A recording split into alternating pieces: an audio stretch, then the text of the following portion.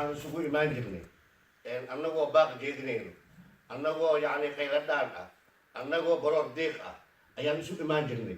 caawa waxaan isugu nimid arrin taas ka gedisan kana farxad badan caawa waxaan isugu imaanay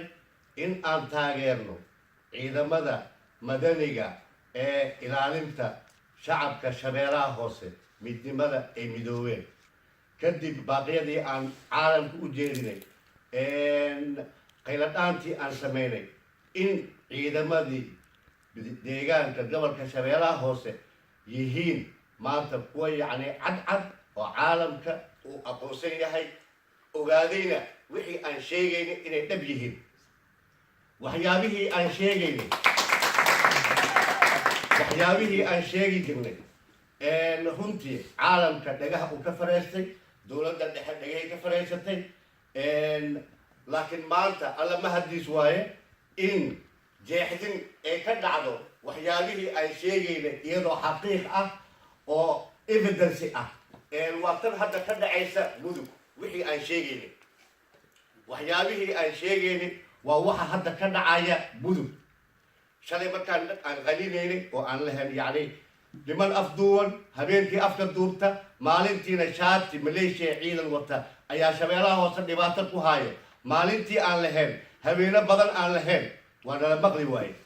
laakiin alxamdulilaahi rabbilcaalamiin maanta in ay banaanka soo baxdo waxyaabihii aan sheegaynay iyadoo aan dawalna saarneen hubkii dowladda yacni la siiyeyna in suuqyada la keena laguna gumaado shacabka shabeellaha hoose la ogaaday united nationka waxaan u sheegaynaa golaha ammaanka in dib loogu soo celiyo soomaaliya cunuqabatayntii hubka maxaa yeelay waad ogaateen monitoring group hubkii soomaaliya yacni laga fududeeyey in lagu gumaado shacabka soomaaliyeed ee ku nool gobolka shabeellaha hoose saa daraaddeed waxaan mar labaad iyo mar saddexaad aan golaha ammaanka aan usoo jeedinaynaa uguna baaqaynaa in dib loogu soo celiyo cunuqabatayntii hubka soomaaliya maxaa yeelay dowlad hanan karta oo ilaalin karta ma jirto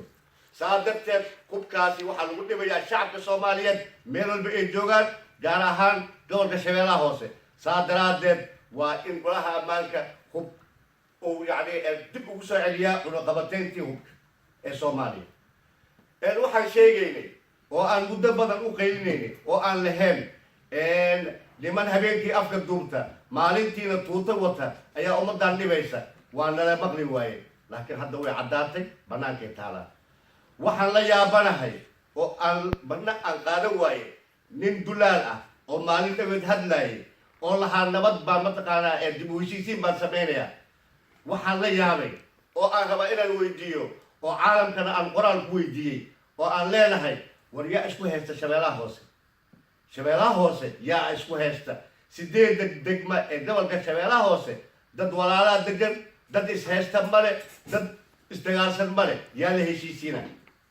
waa su-aal aan weydiinayo ummadda soomaaliyeed ee caqliga fiyow iyo caalamka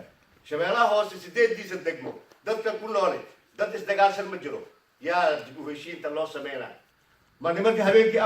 afka duubta maalintiina magaca ciidan ku qaraabta iyo shacabka shabeellaha hoose ma la heshiisiina anigu waa garan waayo cidda la heshiisiin waayo weli su-aal baa iiga taagan cidda la leeyahay waa la heshiisiina ilaa iyo hadda aniga ma garan mana ogin caqligeega yaraantiisa aniga ilaa hadda waa fahmi waayo cidda la heshiisiinayo laakiin haddii ay jirto cid la heshiisiinayo waxaan leeyahay 8 degmo ummadda ku nool shabeellaha hoose waxay leeyihiin dhaqan iyo xeer dad isdagaalsan iyo dad la heshiisiinayo midna ma ahan marka waxaan leeyahay ninka kuntaraadka soo qaatay seedigaabaa kuntaraadkan uu u socon waayey adigana kuu socon maayo marka waxaad halmaansan tahay waa tii alla subxaanahu watacaala uu dhahay wandir cashiirataka alaqrabuun marka waxaan leeyahay walaalow inta aad baaq usoo jeedin lahayd qurba joogta shabeellaha hoose marka hore baaqaada u jeedi qurba joogta ceel buur iyo mataqaanaa galgaduud kuwaas ayaa mataqaanaa kaaga baahan kuwaas ayaa u baahan in aad baaq u jeedisid annaga ma ahan annaga dantayada iyo dadkayaga iyo deegaankeena waan la soconaa waana ognahay haddii wax loo qabanayo iyo haddii la duminayo annaga taa noo taalaa balse adiga waxaad xaq u leedahay oo aad yani waajib kuga ah in aad marka hore dadka aad ka dhalatay aad la hadashaa qurbajoogta ceelbuur la hadal ayaan leeyahay ninkaasi tan kale waxaan rabaa in aan u sheego maamulka koonfur galbeed ciidamada deegaanka waa ciidamadii u dhashay deegaanka iyaga ayaana yaqaana deegaanka meelaha ay ku dhumaaleysanayaan cadowga marka ciidankaasi waxaan soo jeedinaynaa oo aan ku baaqaynaa in la taageero lana taakuleeyo international iyo mataqaana localba loo waxeeyo loo taakuleeyo maxaa yeelay iyaga ayaa yaqaana deegaankii iyagaana cadow la dagaalami kara nin banaanka laga keenay iyo nin shisheeye midna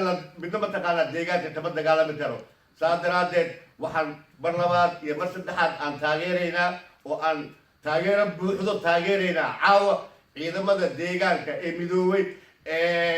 ilaalinta shacabka gobolka shabeellaha hoose waxaan leenahay guul guul guul wasalaamu calaykum waraxmat ullah